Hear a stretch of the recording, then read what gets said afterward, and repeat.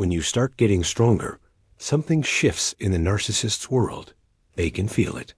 They can sense your energy changing, your confidence building, your boundaries solidifying. And that terrifies them. See, narcissists need you weak. They need you dependent. They need you questioning yourself, doubting your reality, walking on eggshells around their moods. Your weakness is their power source. It's how they maintain control. But when you begin to reclaim your strength, when you start trusting yourself again, when you stop accepting their manipulation as normal, that's when they panic. And a panicked narcissist is a dangerous narcissist. The first thing they'll do is turn up the charm.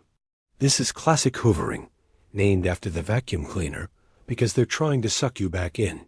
Suddenly, they remember all your favorite things. They become the person you fell for in the beginning. They'll bring up old memories, shared experiences, inside jokes. They'll apologize for things they've never acknowledged before. They'll promise change, growth, therapy, whatever they think will work. This isn't genuine remorse. This is strategic manipulation.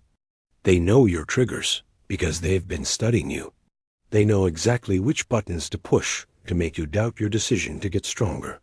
They'll use your compassion against you, your hope against you, your love against you. When love bombing doesn't work, they switch tactics. If they can't pull you back in, they'll try to destroy your reputation. This is where it gets ugly. They'll start telling people, friends, family, coworkers, that you're the problem. You're unstable. You're crazy. You're the real narcissist. They'll twist every private moment, every vulnerable confession, every mistake you've ever made into ammunition against you. Carl Jung understood this dynamic perfectly. He wrote about the shadow, the parts of ourselves we refuse to acknowledge. Narcissists project their shadow onto you with devastating precision. They take their own darkness and make it your fault. They'll say you're controlling when they're the ones who controlled every aspect of your life. They'll call you selfish when they never considered your needs. They'll claim you're manipulative when manipulation is their native language. Here's where they get really psychological. They know your deepest insecurities because you trusted them with your vulnerabilities. Now they weaponize that trust.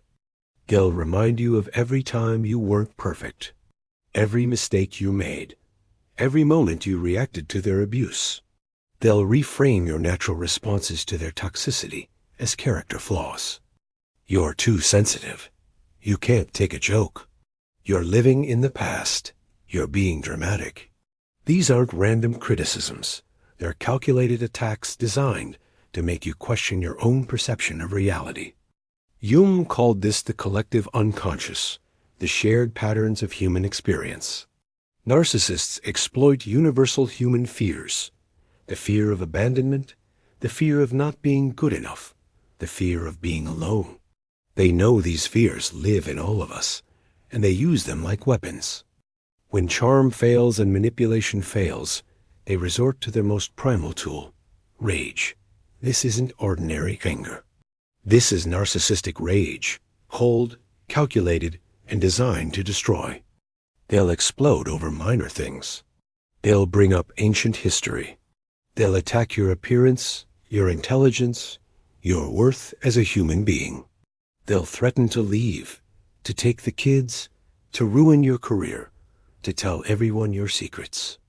This rage serves a purpose. It's meant to shock you back into submission. It's meant to remind you how much easier life was when you just went along with their program. It's meant to make you believe that your strength isn't worth the chaos it creates. But here's what you need to understand. This rage is actually proof that you're winning. A secure person doesn't explode when someone sets boundaries. A healthy person doesn't threaten to destroy someone for becoming stronger. While they're attacking you, they're also working on your replacement. Narcissists always have backup supply. They can't exist without someone to feed their ego, someone to control, someone to make them feel powerful. They'll start flaunting new relationships, new friendships, new opportunities. They'll make sure you see how happy they are without you, how much better their life is, how quickly they've moved on. This isn't about genuine connection. This is about making you jealous, making you doubt your decision to get stronger, making you compete for their attention. They want you to believe that if you just went back to being weak, you could have all this happiness too. Jung understood that we often seek in others what we lack in ourselves. Narcissists seek strength in others because they have none of their own. They're empty vessels trying to fill themselves with your energy, your confidence, your light. As you get stronger, they'll work to isolate you from your support system. They'll create drama with your friends.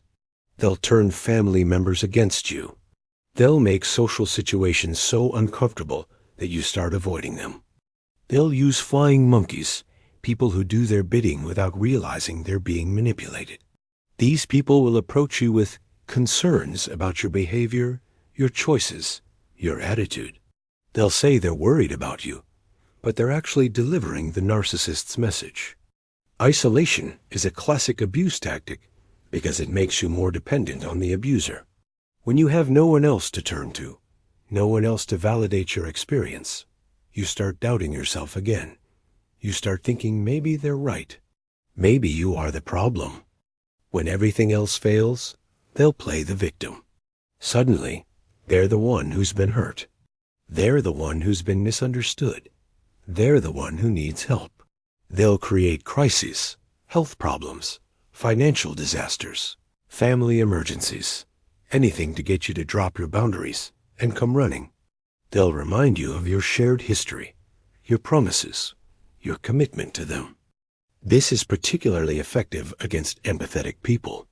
Your strength comes from your ability to love, to care, to help others. They know this about you, and they use it to manipulate you back into their web. Jung wrote about the anima and animus, the masculine and feminine aspects within each of us.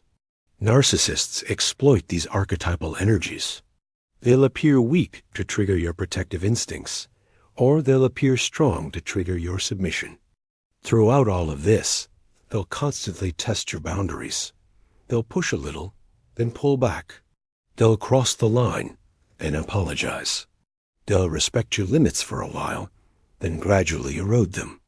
This is called intermittent reinforcement, and it's one of the most powerful psychological tools for creating addiction. Sometimes they respect your boundaries. Sometimes they don't. Your brain never knows what to expect, so it stays hypervigilant, always hoping for the next positive response. They'll use your own growth against you. You're being too rigid. You've changed.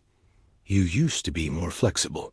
They'll make your strength sound like a character flaw. Your boundaries sound like walls. Your self-respect sound like selfishness. Here's what they'll never tell you, what they can't afford for you to know. Your strength is not negotiable. Your worth is not dependent on their approval. Your reality is not subject to their interpretation. When you become strong, you stop being useful to them. You stop being someone they can control, manipulate, or use. You become someone who sees through their masks, who calls out their behavior, who refuses to play their games. This threatens their entire identity. Narcissists build their sense of self on being superior to others. When you become strong, you're no longer inferior. You're no longer willing to pretend they're special just to keep the peace. Jung believed that individuation, becoming your authentic self, was the ultimate goal of human development. Narcissists fear your individuation because it means they lose their power over you. It means you stop being an extension of their ego and start being your own person. The most important thing to understand is this: you don't need their permission to be strong. You don't need their approval to set boundaries. You don't need their understanding to protect yourself. They will use every tool in their arsenal to make you weak again. They will exploit your love, your compassion, your hope, your fears. They will make you question everything you know about yourself and your reality. But your strength is not something they gave you. It's not something they can take away. It's not dependent on their mood, their approval, or their presence in your life. Your strength comes from within. It comes from your connection to your authentic self, your values, your truth. It comes from your ability to love yourself enough to protect yourself, to respect yourself enough to demand respect from others. When you become strong, when you set boundaries, when you refuse to accept their manipulation as normal, you're not just changing your relationship with them.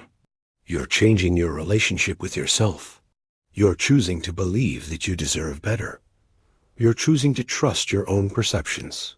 You're choosing to value your own well-being over their comfort. This is the path of individuation Jung wrote about. This is the journey from unconscious reaction to conscious choice. This is what it means to become whole. The narcissist will do everything in their power to stop this process. They will use every manipulation, every guilt trip, every threat in their arsenal. But they cannot stop you from becoming who you are always meant to be. Your strength is not their enemy. Your boundaries are not their prison. Your growth is not their loss. Your individuation is not their destruction. Your strength is your birthright. Your boundaries are your freedom. Your growth is your gift to the world. Your individuation is your contribution to humanity. Don't let them convince you otherwise. Don't let them make you small again. Don't let them steal your power by making you afraid to use it. You were born to be strong. You were born to have boundaries.